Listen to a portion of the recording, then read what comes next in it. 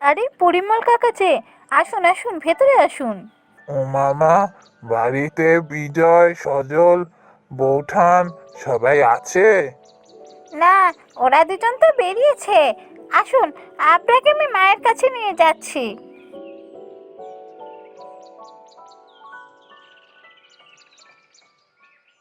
আরে পরিমলদা যে, আসুন, বসুন। বলুন দাদা, কেমন আছেন? হঠাৎ এখানে এলেন? ভালোই আছি। আসলে আমি এসেছিলাম আমার মেয়ের জন্য। আপনার মেয়ে, মানে শ্যামলীর কথা বলছেন? কি হয়েছে ওর? কেমন আছে? ও তো এখন অনেক বড় হয়েছে। হ্যাঁ, বড় তো হয়েছে, ভালোই আছে। বড় হয়েছে বলেই তো আশা। আমি রতনদাকে কথা দিয়েছিলাম, আপনি তো জানেন। কথা দিয়েছিলেন? কি কথা বলুন তো? সে কি বৌঠান, আপনি ভুলে গেলেন? রতনদাকে যে কথা দিয়েছিলাম, রতনদাও আমায় কথা দিয়েছিলেন এই সুজলের সাথে আমার মেয়ে শ্যামলীর বিয়ের কথা। না না, সে কি ভুলতে পারি? সে আমার মনে আছে। কিন্তু আপনি এখন যে এই কথা বলবেন আমি ঠিক আশা করিনি। কেন বৌঠান, আশা করেননি কেন? দাদা, আপনাদের কি অবস্থা আর আজ আমাদের কি অবস্থা। শ্যামলী কি পারবে অমন একটা ঘর থেকে এসে আমাদের মতো ঘরে মানিয়ে নিতে? বিলক্ষণ পারবে। আপনি শ্যামলীকে চেনেননি এখনো। ও খুব ভালো মনের মেয়ে। না দাদা, তাও আপনি আরও একটা বার ভেবে দেখুন। শ্যামলীকেও সবটা জানান, তারপর না হয় আমরা কথা বলবো। না বৌঠান, তার হয় না। আমি মনস্থির করেই নিয়েছি। আর আমি জানি শ্যামলীরও এতে কোনো আপত্তি থাকবে না। এখন যদি আপনারা রাজি থাকেন, তাহলে বিয়ের কথা এগোনো যায়। আপনি যখন মনস্থির করেই ফেলেছেন, তাহলে তাই হোক।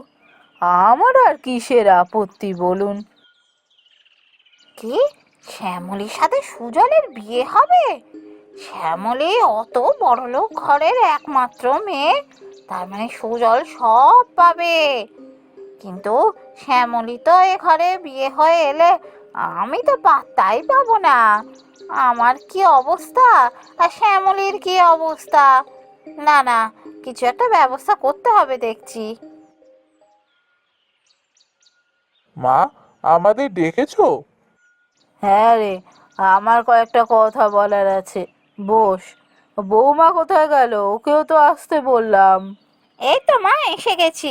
বলুন, আপনি কি বলবেন? তোমরা তো জানোই, আজকে পরিমলদা এসেছিলেন শ্যামলীর সাথে সুজলের বিয়ের ব্যাপারে কথা বলতে। সে কি মা, শ্যামলী কত বড় ঘরের মেয়ে, ও কি এখানে এসে মানাতে পারবে? না না মা, এমন বড় ঘরের মেয়েকে ঘরে বউ করে আনবেন না। তারপর দেখবেন ঘরে ঝগড়া অশান্তি লেগেই থাকবে। হ্যাঁ, আমি বলেছিলাম পরিমলদাকে যে অত বড় ঘরের মেয়ে এ আমাদের মতো ঘরে এসে মানাতে পারবে না। কিন্তু উনি তো কোনো কথাই শুনতে রাজি নন।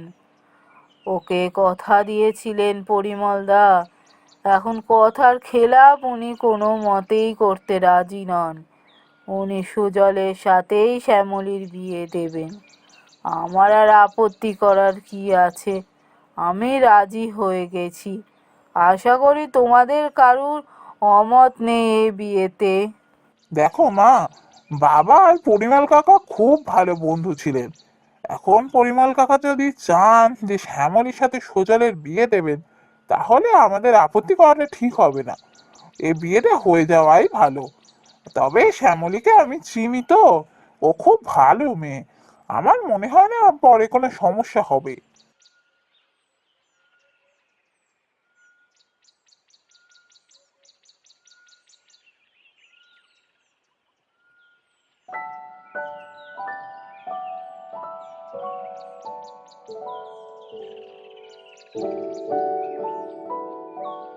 কি গো গিন্নি, তোমার এখানে কোনো অসুবিধা হচ্ছে না তো? না না, অসুবিধার কি আছে? মা আছে, দিদি আছে, আমার কোনো অসুবিধাই হয় না। না, মানে তুমি তো বিয়ের আগে খুব একটা ঘরের কাজকর্ম করোনি কখনো। এখন তো তোমায় ঘরের কাজকর্ম করতে হয়। তা তোমার যদি কোনো অসুবিধা হয় তাই জিজ্ঞাসা করছিলাম আর কি। তা ঠিক, বিয়ের আগে আমি বাড়ির কাজকর্ম একদমই করতাম না। তবে এখন মা আর দিদি থেকে অল্প অল্প করে শিখছি। বাড়ির কাজকর্ম করতে আমার বেশ ভালোই লাগছে। যাক, তোমার মুখ থেকে এ কথা শুনে আমি নিশ্চিন্ত হলাম। মা, আপনি আমাদের ডেকেছেন? হ্যাঁ, এসো তোমরা, বসো এখানে।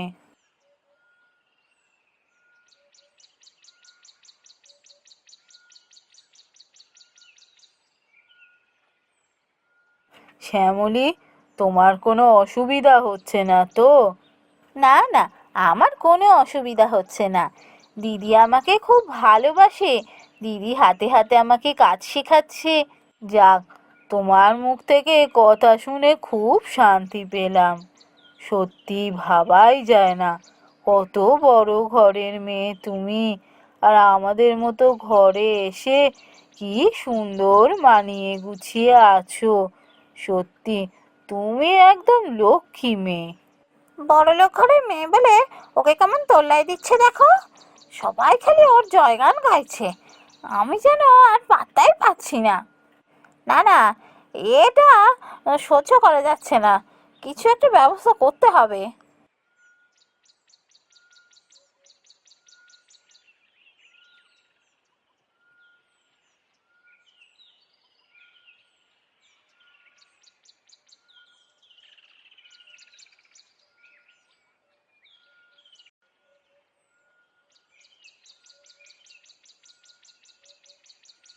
দিদি, তুমি আমায় ডেকেছো?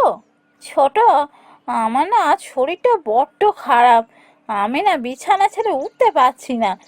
আজকে দিনটা একটু রান্নার দিকটা সামলে নে না রে ভাই। ও, ঠিক আছে, আমি দেখছি কি করতে পারি। তুমি বিশ্রাম নাও।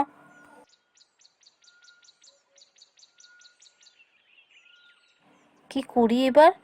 আমি তো জীবনে কোনোদিন রান্নাঘরে ঢুকিনি, রান্না কি করে করব?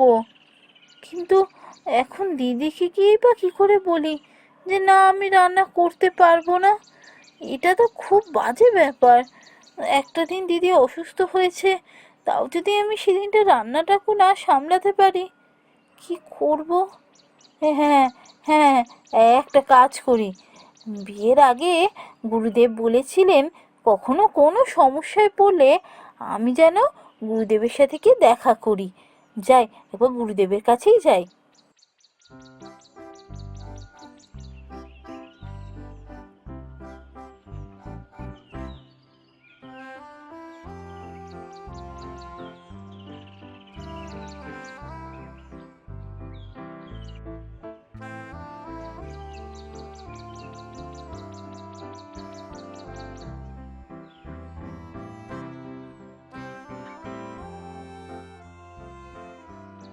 বুঝেছি, সমস্ত কিছু বুঝেছি।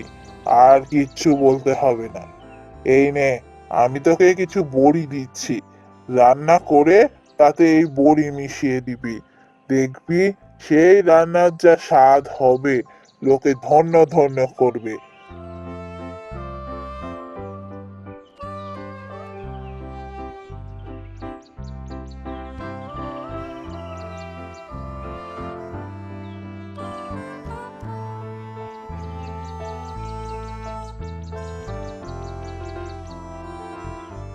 যাই, এবার তাহলে ভাতটা আগে চাপিয়ে দিই, তারপর তরকারি করব।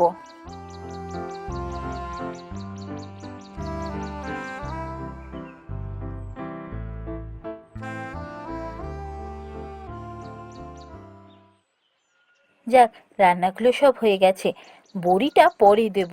আগে স্নানটা সেরে আসি, শেষে খাবার দেওয়ার সময় বড়িটা দিয়ে খাবার দিয়ে দেবো।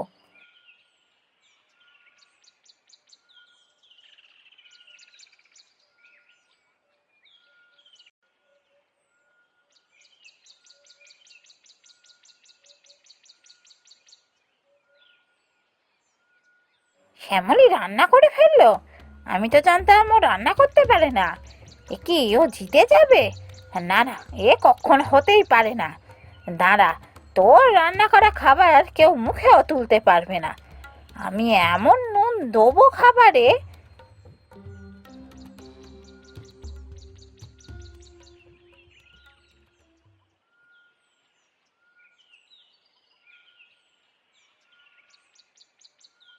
বাহ, ছোট বৌমা, তোমার হাতের রান্নার জবাব নেই।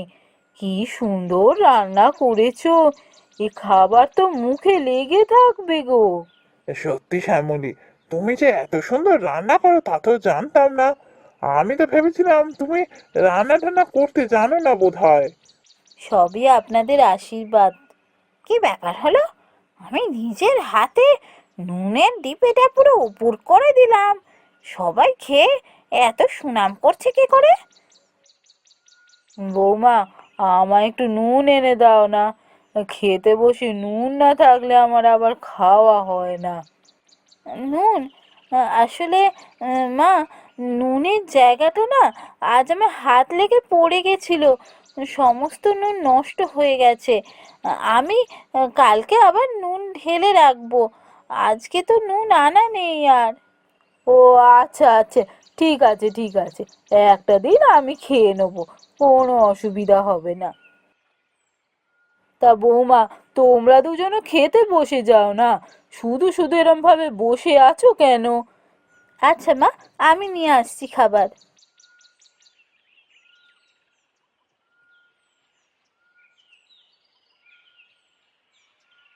ছোট, তুই হঠাৎ মিথ্যে কথা বললি কেন রে? তুই কি তাহলে সব জানিস? হ্যাঁ দিদি, আমি দেখেছি তুমি খাবারে নুন মিশিয়ে দিয়েছিলে। তাহলে সত্যিটা বললি না কেন সবার সামনে? দিদি, আমি তোমাকে নিজের দিদির মতোই ভালোবাসি। শুধু শুধু এসব কথা সবার সামনে বলে কি হবে বলো? খাবার তো সবাই খেতে পেরেছে, কারোর কোনো অসুবিধা হয়নি। ছোট, আমায় ক্ষমা কর ভাই, আমি তোর ওপর খুব হিংসে করেছিলাম, তাই এমন কাজ করেছি। আর কখনো করব না। এবার থেকে সত্যি তোকে ছোট বোনের মতোই ভালোবাসবো। আমিও তাই চাই দিদি, তোমার ছোট বোন হয়েই থাকতে চাই আমি। কিন্তু তুই ওই নুন পোড়া খাবারটা ভালো করলি কি করে? এটাই তো আমি বুঝতে পারছি না রে। এটা গুরুদেবের দেওয়া জাদু বড়ির কেরামতি। তোমায় সব ঘটনা পরে বলবো। চলো এখন আমরা খেতে বসি।